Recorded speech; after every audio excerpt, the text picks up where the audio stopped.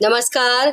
Satyarth news में आपका स्वागत है। क्षेत्र के गांव कोटासर में हरिराम बाबा एवं नकदबन्ना का भव्य जागरण का आयोजन हुआ। जागरण में कलाकार तोलाराम सोनी, सिनियाला एंड पार्टी एवं बेनीसर की सुमन सुतार ने बाबा के भजनों की शानदार प्रस्तुतियां दी। भजनों में श्रद्धालु खूब झूमे।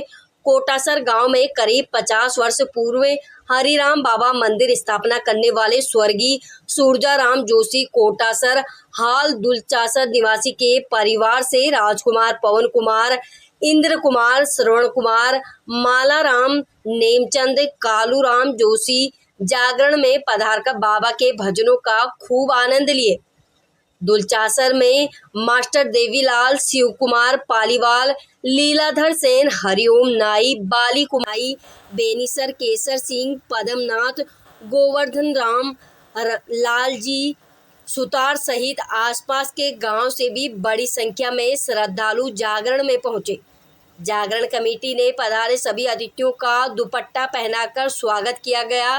रात्रि जागरण में भक्तों ने बाबा के खूब जयकारे लगाए।